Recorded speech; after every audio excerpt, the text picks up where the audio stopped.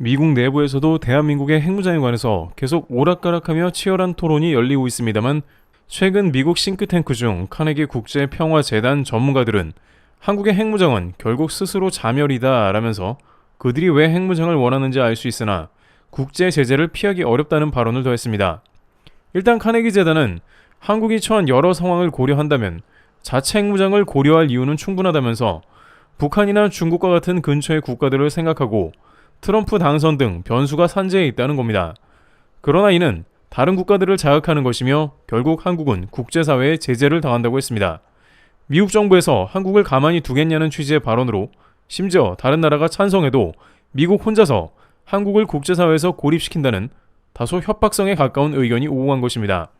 그러나 이러한 의견에도 불구하고 미국 내부와 심지어 대통령 후보 캠프에서는 더 다른 말이 나옵니다.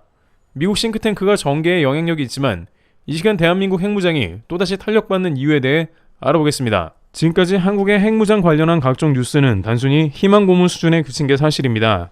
미국의 일부 상하원 의원들이 한국의 핵무장을 주장하고 핵잠 건조 등에 대해 발언하긴 했습니다만 기본적으로 민주당에서는 아시아 지역의 핵 도미노 현상을 반대하며 한국 비핵화를 원했고 바이든이 집권하자마자 한국은 비핵화가 영구적으로 이루어져야 한다는 주장을 해오기도 했습니다. 미국 의원들의 의견이 반반으로 갈라지는 이상 한반도 핵무장은 용언한 일이 사실이었습니다. 하지만 이제 미국에서 한국의 핵무장에 대한 발언이 지금까지와는 전혀 다른 무게로 다가오고 있는 상황인데요. 이는 한국조차 예상하지 못한 일인데 일각에서는 한 번 있을까 말까한 기회라는 의견이 나오고 있습니다. 크게 세 가지의 이유를 꼽아보겠습니다. 첫 번째, 미국이 생각하는 러시아의 무게감. 미국은 냉전 시대에 소련과 경쟁했으며 이는 한국이 생각하지 못하는 엄청난 압박이다. 미 CSIS 국제연구소 싱크탱크 등에서는 러시아에 대한 미국의 태도가 전혀 다름을 보여주고 있는데요. 국가마다 생각하는 적국이 각각 다른데 미국에서는 가장 강력한 잠재적 라이벌로 여전히 러시아를 거론합니다. 물론 최근에는 중국이 미국에게 대들기 시작해서 미국은 그 대상을 중국에 집중시킨 바 있습니다만 미국은 냉전 시대를 보내온 러시아에 대해서 훨씬 발작 버튼이 잘 작동하며 반응도 예민하게 하는 것입니다. 지금까지 한국의 핵무장을 할 이유는 여러 가지가 있었지만 미국은 이를 꾸준히 가볍게 여겨왔습니다. 어떤 적이라도 미국의 주한미군이 한국에 있는 한 굳이 한국 핵무장이 필요하겠냐는 의견이 우세했습니다. 게다가 한국은 러시아와 관계가 좋았기 때문에 미국은 한러 관계가 괜찮은 것도 나쁘지 않게 여겼습니다. 러시아가 한국과 관계가 나쁘면 북러 관계가 강화되기에 러시아를 움직이지 않게 하는 게 관건이었던 것이죠. 하지만 이번 러시아 북러 조약으로 인해서 러시아가 한반도에 다시 진입하겠다 선언하는 것은 차원이 다릅니다. 결정적으로 우크라이나에 핵이 없었기 때문에 러시아가 마음 놓고 우크라이나에 침공한 것은 서방의 치명타였죠. 막상 핵이 없으니까 쳐들어가더라 하는 점은 서방에 있어서 일종의 아킬레스건이 된 셈입니다. 서방에서 비핵화를 시키니 러시아가 침공을 했다라는 사실은 비핵화의 위험성을 드러낸 셈입니다. 러시아와 북한이 힘을 합치면 언제든지 한국의 국지전 혹은 기습 도발을 쉽게 감행할 수 있다는 우려가 생겼죠. 한국은 전세계 5위권 군사력을 가졌음에도 핵이 없으면 이들은 계속 한국 심기를 건드려 놓을 것이 뻔합니다. 게다가 러시아는 다른 국가와는 다르게 간만 보면서 위협하는 세력이 아니라는 점도 우려가 됐습니다. 중국은 1974년 이후에 국제 무대에서 전쟁을 해본 적이 없으며 소위 간만 보며 위협하는 국가에 분류됩니다. 중국이 주변국을 겁박하며 위협하지만 막상 자신들도 잃을 게 많아 피해볼 곳을 두려워하는 국가라는 뜻입니다. 하지만 러시아는 푸틴으로부터 내려오는 독단의 의사결정 및 현대의 세계대전을 치른 국가로 항상 전쟁을 해왔습니다. 따라서 여차하면 한반도의 북한과 함께 무슨 일을 꾸밀지 모른다는 위기감이 도사리고 있었던 것입니다. 게다가 러시아는 미국과 서방의 제재로 경제가 박살나며 어떻게든 회복의 실마리를 찾으려고 하는 상태입니다. 더욱이 북한은 달러 수입과 송금이 막혀서 러시아보다 훨씬 먼저 벼랑 끝에 몰린 상태이죠. 절박해지면 극단적인 수가 나오게 되는데 그런 점에서 더욱더 예측 불가의 위험 국가가 돼버린 모습이죠.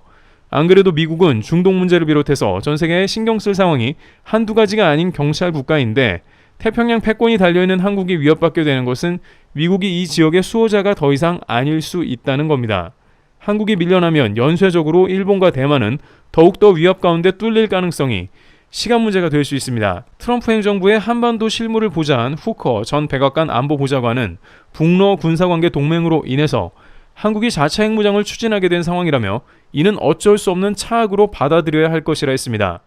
왜냐하면 북한의 핵탄두를 실은 ICBM이 미국의 주요 도시를 겨냥하고 있는 상황이기 때문에 미국 입장에서는 이들이 더 이상 한국에 대해서 작당하지 못하도록 한국 자체 핵무장을 거론하는 것이며, 그것이 미국을 보호하는 길이라면 한국의 자체 핵무장밖에 해답이 없다는 겁니다.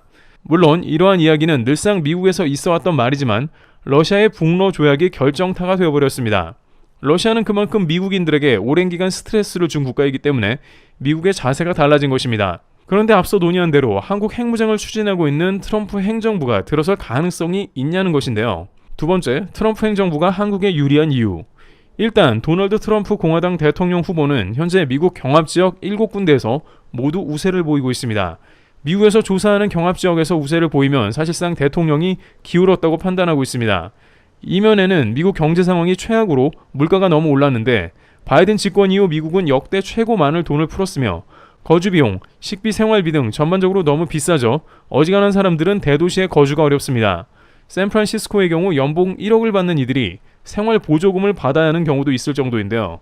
그러다 보니 미국의 중산층들과 젊은이들이 등을 돌렸고 트럼프가 유리한 고지에 올라섰다는 분석이 나옵니다. 따라서 그럼 트럼프 행정부가 한국에 들어선다면 어떠한 것을 해줄지 궁금한 상황인데요. 일단 전 트럼프 대통령은 한국의 미사일 지침 해제를 3번 실시해준 미국 유일한 대통령으로 알려져 있습니다.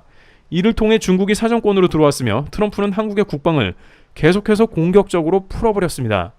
당시 미 국방 내부에서는 한국의 미사일 지침을 풀어줘서는 안 된다는 의견이 주를 이루고 있었다는데요. 이는 미국 내 국방 산업의 보호는 물론이며 한국의 핵무장 가능성 자체를 줄여버리기 위함이었습니다.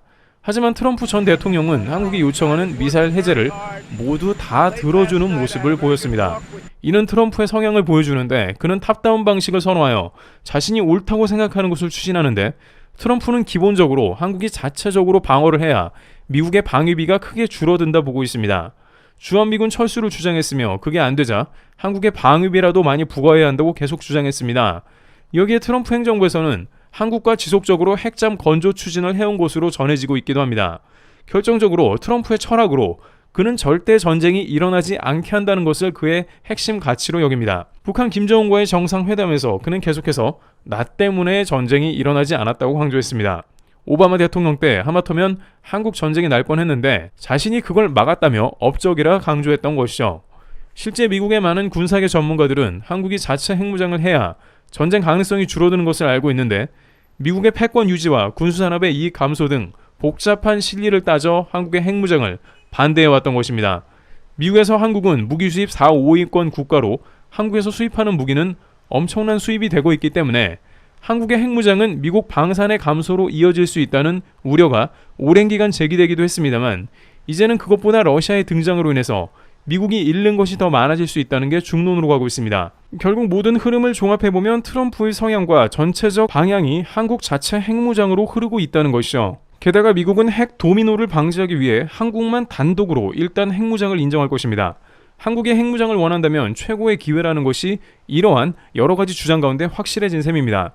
여기에 마지막으로 미국에서 자체적으로 한국의 핵무장, 핵잠 등을 용인할 수밖에 없는 이유가 있는데요. 세 번째, 한국만 단독 핵무장이 거론된 이유. 일각에서는 한일 핵무장이 동시에 되는 게 아니냐는 말이 나옵니다만 이에 대해 다음과 같은 의견이 있었습니다. 그러한 맥락 가운데 최근 워싱턴 포스트에는 미국 군사 전문가들이 대한민국의 핵무장화를 주장하는 글을 게재했습니다. 북한과 중국의 군사화가 고도화되는 이 시점에서 한국의 핵무장화를 하지 않으면 미국도 위험하다는 논리였습니다.